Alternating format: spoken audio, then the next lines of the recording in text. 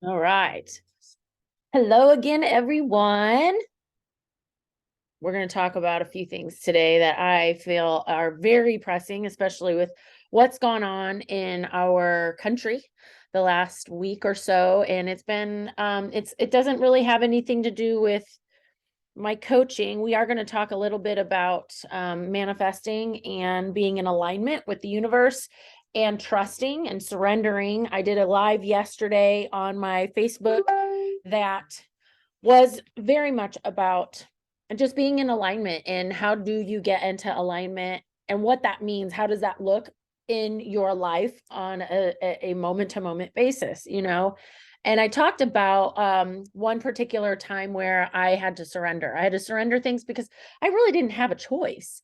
It was either let go or be dragged. I don't know if you guys have ever heard of that, but I have in my life been told that so many times because we want to hang on so tight. We want control over certain situations that we just don't have control over. So the scenario that I was talking about was when I was looking for a house in a market where it was a seller's market. I bought my home almost 2 years ago in June, and it was an insane market. Interest rates were low. The market had hardly any houses out, and things were going like hours after getting listed, $20,000-$30,000 over asking almost every single house. And there were bidding wars. It was just, you had to be ready to pull the trigger.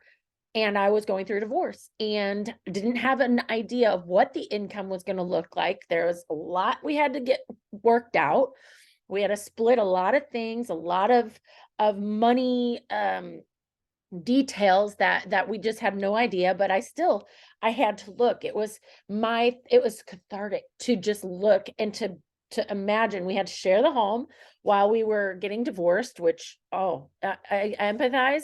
Anybody who's had to share the same domicile while trying to get divorced, it is not easy. Luckily, it was a huge house. It still was not big enough, but we made the best of it. And we've got kids coming here and there. We're two different custody arrangements and then our own child together. It, needless to say, was a shit show. And it was also during lockdown. So if you thought you didn't like your spouse when you got locked down with them, try it being your soon to be ex-spouse. and you're worried about COVID and don't you go out there and not bring it back to the home and you clean up after yourself, all this stuff. It was just a nightmare. So for me, it was, I need to go look for another home. I don't want this one. Get me out of here. I don't want to clean it. I don't want to maintain it. There's just absolutely nothing about this home that I want. I want to start fresh. I want to hit the reset button. My kids want to hit the reset button.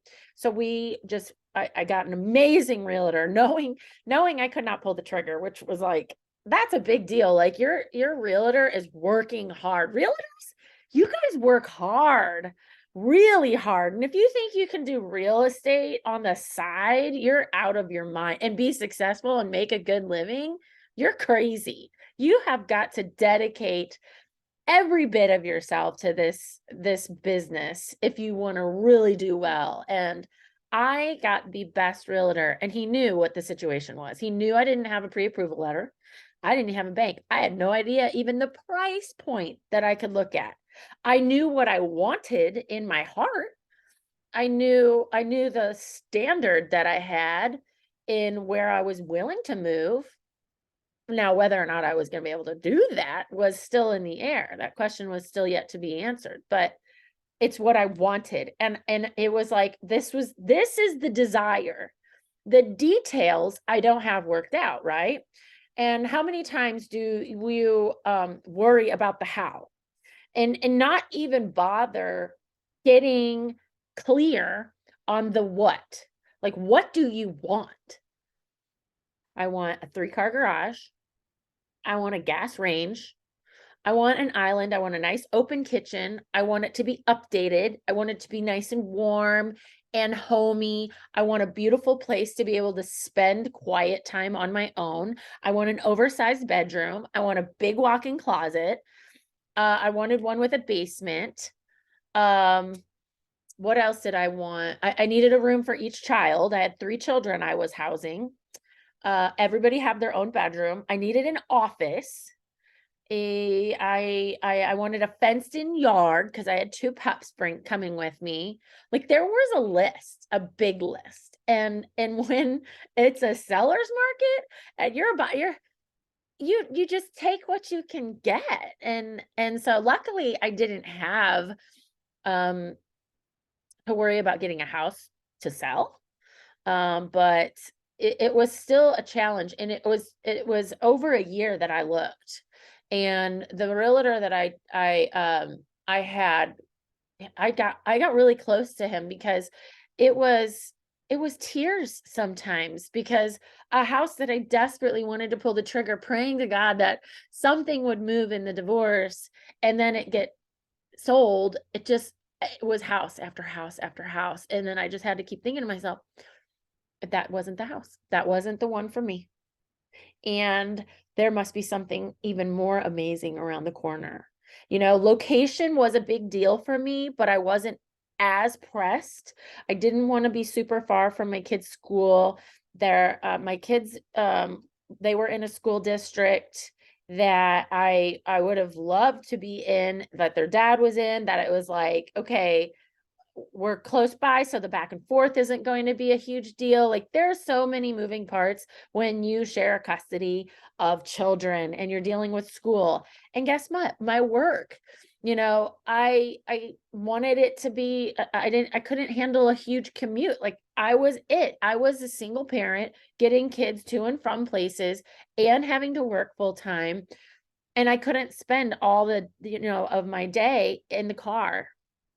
There was just, it felt like I had a mountain just standing at the very bottom of it and in front of it. And I thought, oh my God, no idea how I'm going to climb this. How on earth could I work out the details to where I'm going to have everything that I want? And that was the mind fuck.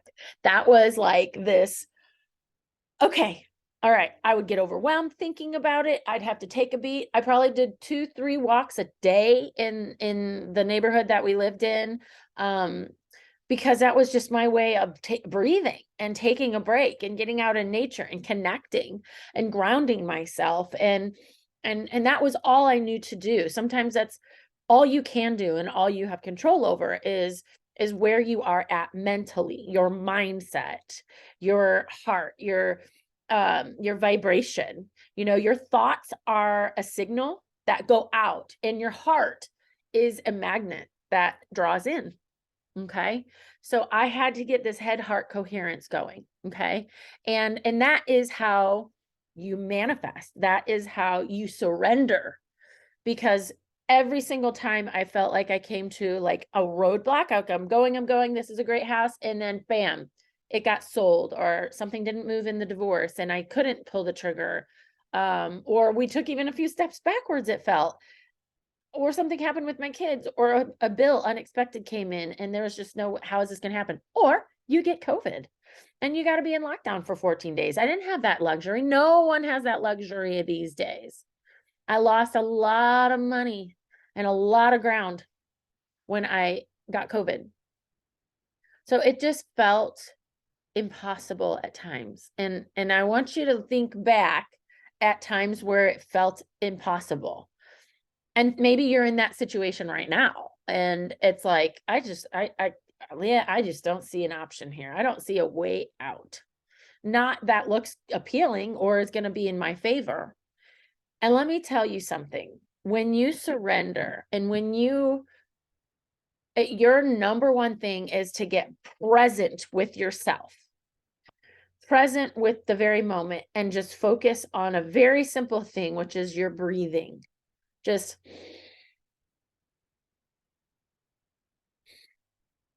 surrender is actually very easy. It's so easy, we make it hard. There's a book I would like you to look into. It's called The Surrender Experiment by Michael Singer. I love when authors narrate their own books, and he does. He has also written a great book called The Untethered Soul. And these actually are kind of like crossover, but the Surrender Experiment is an amazing story about Michael Singer and his journey in his meditation practice and how he grew his wealth. It was truly a constant act of surrender and inspired action.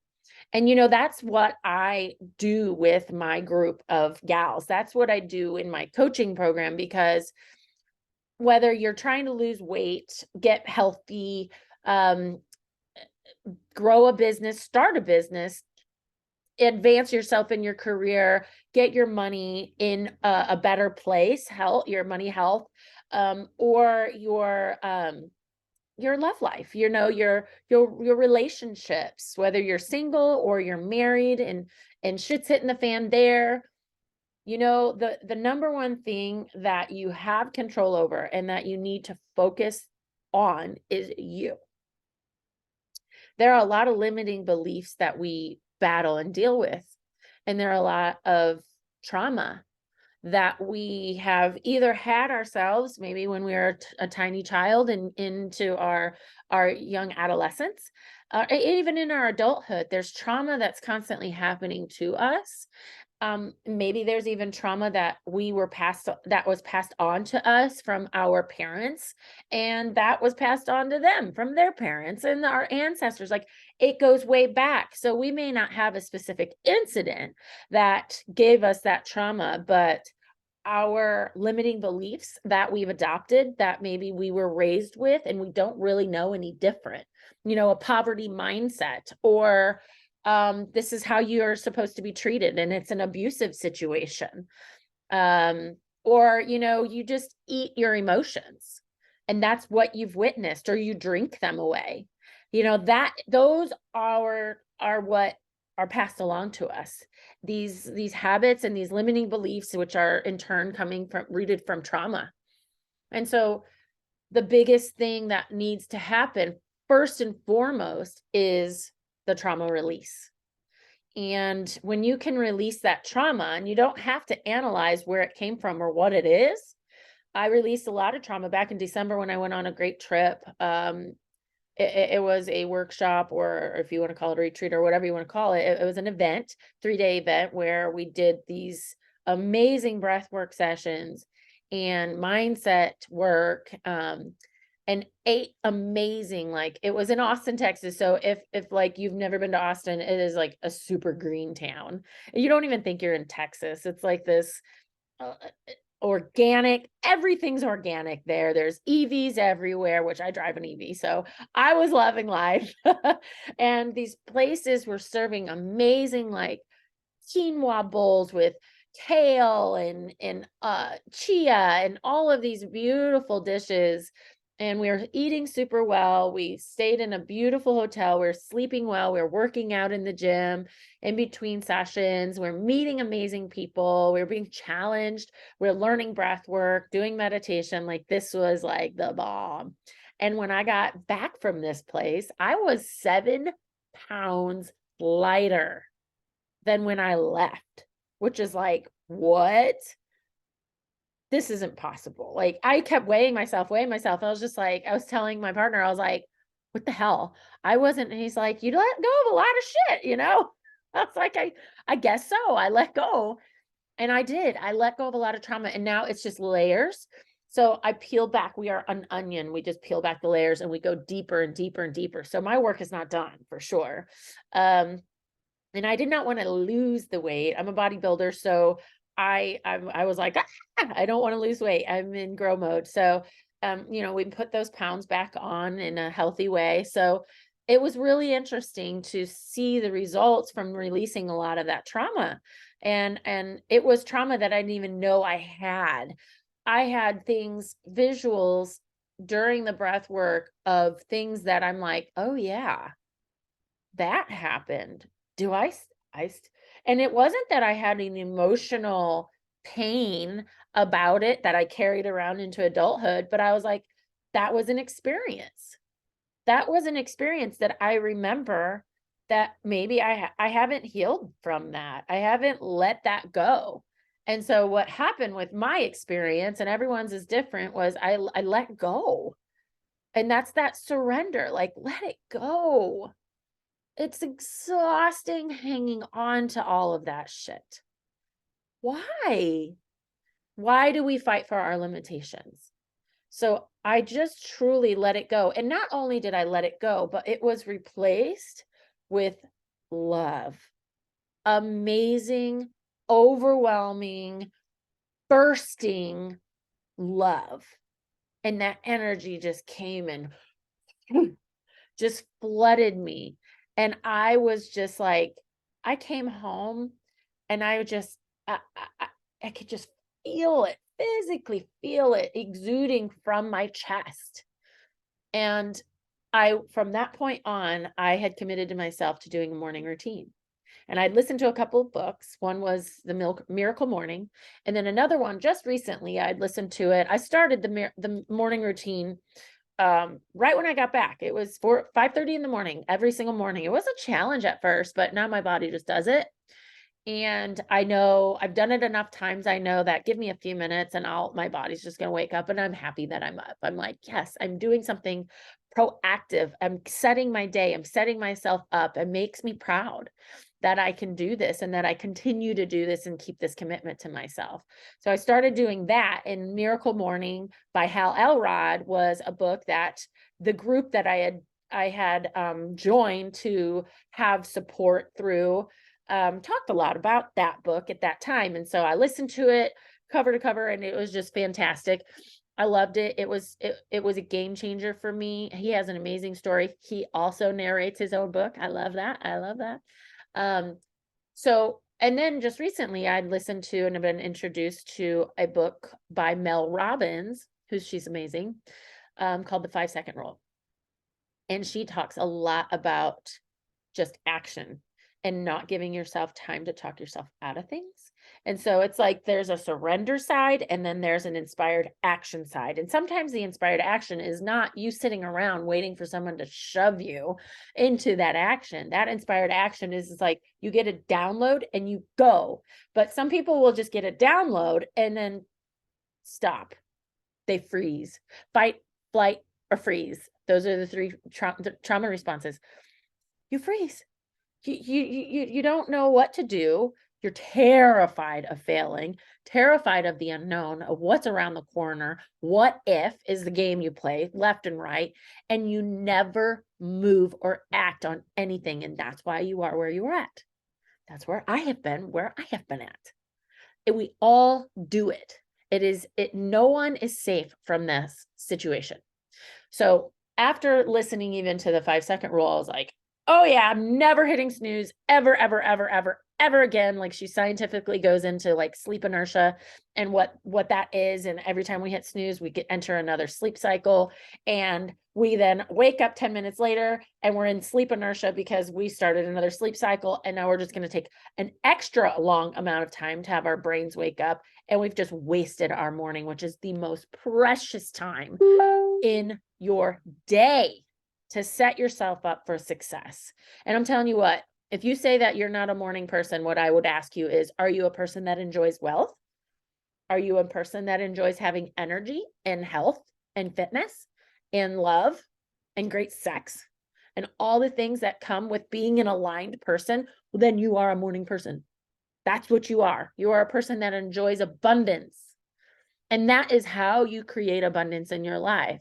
But a lot of this is letting go of these limiting beliefs, letting go the limiting belief that you are not a morning person. That's a limiting belief, people.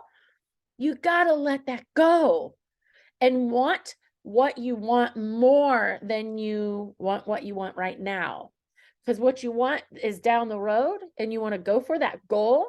You have to want that more than what you want in the very present moment, which is that extra 5-10 minutes of sleep. It's not going to help you. It is not going to make you feel refreshed. How many times have you taken 10 more minutes and you felt so refreshed? No, you'll usually almost feel worse. So what if you, Leah, what if I had only like 3 or 4 hours of sleep? Okay, well then take a cold shower. You don't even have to get all the way in. Just put your arm in. That'll wake you up. Anything it takes, you'll catch up. And go to bed earlier.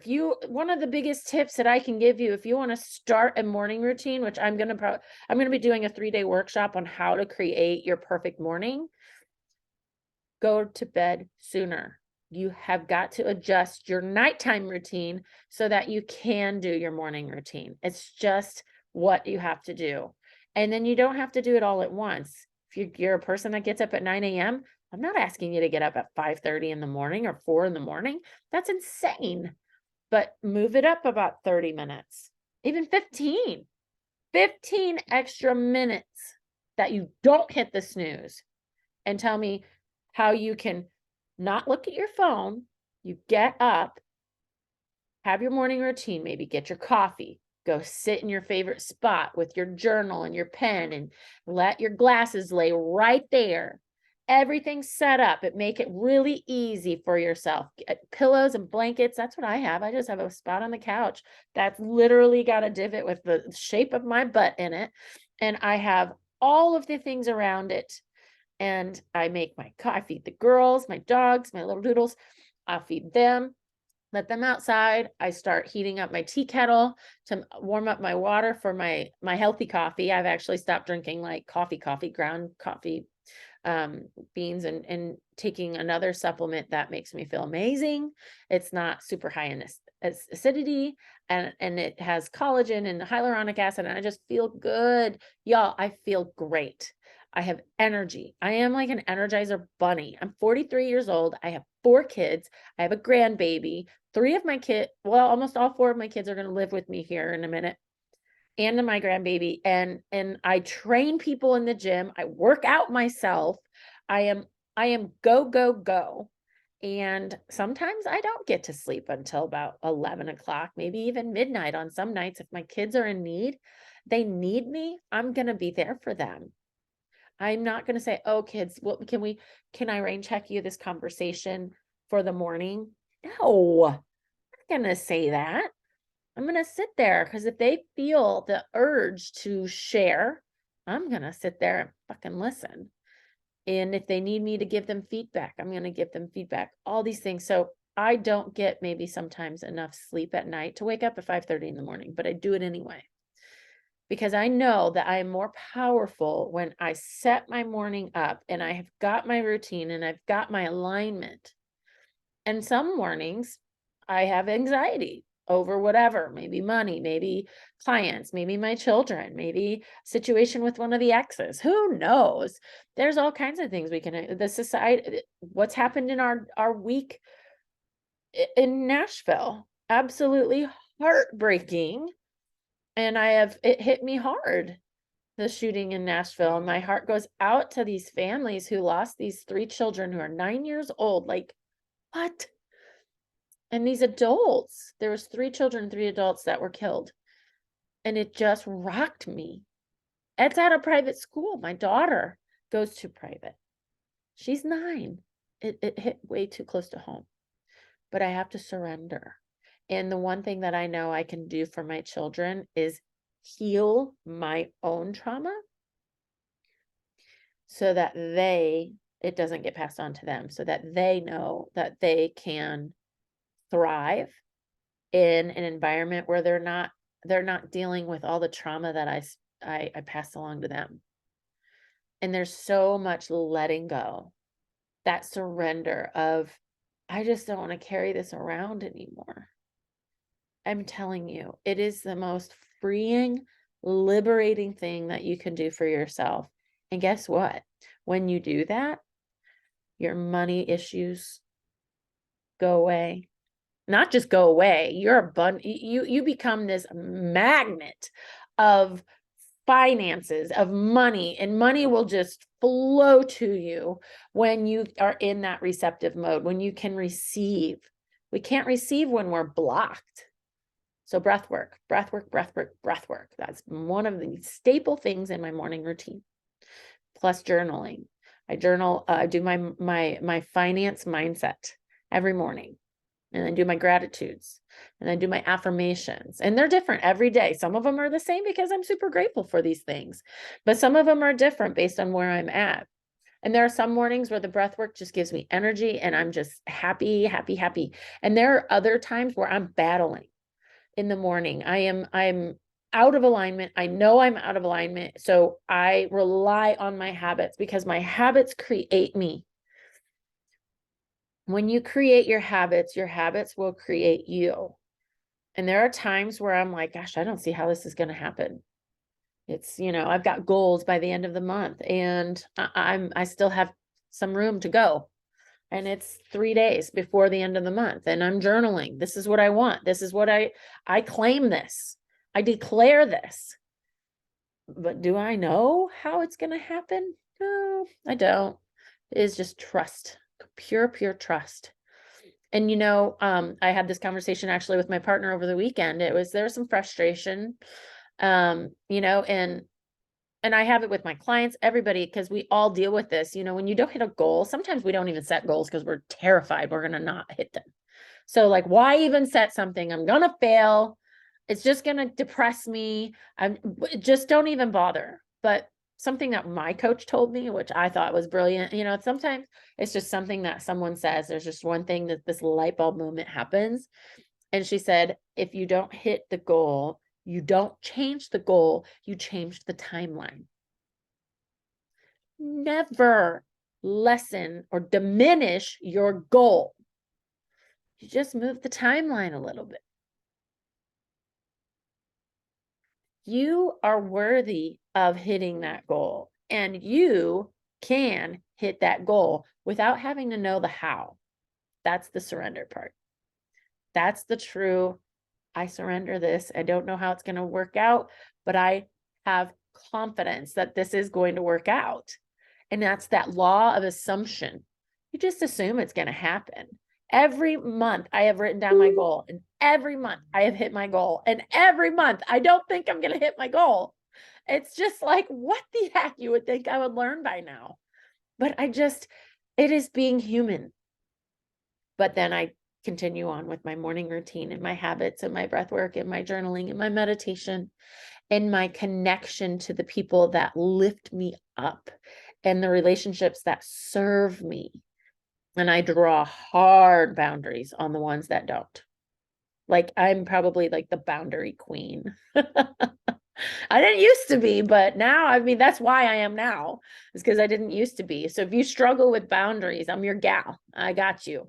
I know exactly how to handle that. And it doesn't mean you're just like a stone cold like person. I'm a passionate person. I've got a lot to offer, a lot to give, and I love to receive as well.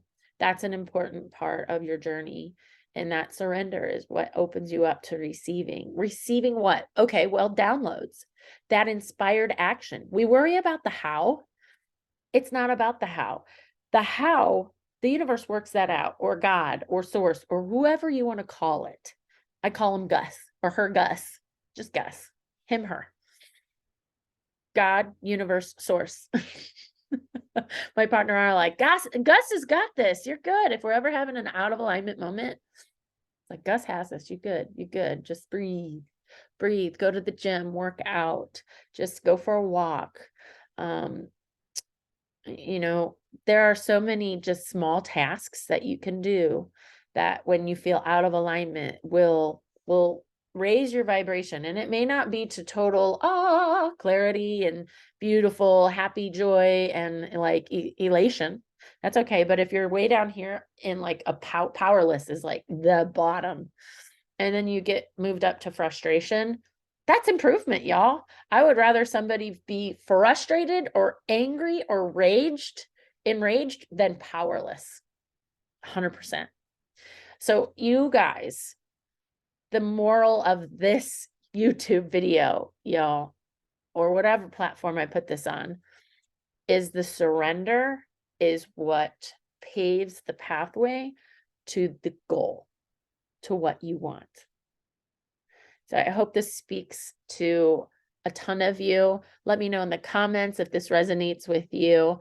Also, if you're interested in exploring working with me, I'm going to also put the link to my calendar to connect with me and see if it's a fit, if my program would be something that would benefit you in all ways. It really is an amazing program that I come up alongside you and give you a step-by-step process that is unique to you to improve your health and fitness, your love and romance, and your health and or your business and finances. Those are our three main topics. And there's spirituality in there. I'd say it covers all of that. That's really the basis, the foundation of those things. And then those areas, if we have limiting beliefs or any blocks, we deal with that and we unblock those traumas. And it's not about hashing out, your childhood shit. It's just, you don't have to tell me a thing. I know that there's a block regardless of what you tell me. And so I help people move through that. And then when we just watch GUS do its thing. And that's what's so powerful and so amazing. And that surrender is cathartic and is liberating. And we realize we just don't need to have that much control. And that's the journey. It's a beautiful journey. And I encourage you all to embrace that with as much as you have and peel the onion down layer by layer. And I'm telling you what, your journey of this life here on this earth is going to be beautiful and powerful and enriched with these experiences and be able to watch things unfold in such a magnificent way. Let me tell you, the thing that I watched unfold was my family got that 3-car garage, fenced in yard, beautiful kitchen with a gas range top, a basement. Every single kid has their own bedroom. My bedroom is oversized and I get to have my own big walk-in closet. I have a beautiful pavilion out back with a gas fireplace out there with gorgeous furniture. We can sit and enjoy each other's company. I have a balcony that I sit and do meditation on. I have an amazing group of neighbors across the way. I get to view nature and a pond and listen to a fountain and just enjoy this beautiful, beautiful weather and Mother Nature. I got it all and at an amazing price. Y'all, I got it 5 under what the appraisal was. And I'm telling you, in the market that we were in, that was unheard of. This house was on the market for 40 days. In a market where 40 minutes people were selling their house, 40 minutes after they listed it. I trusted and I just kept surrendering. Okay, this isn't the house. There's a better one. There's a better one. There's a better one.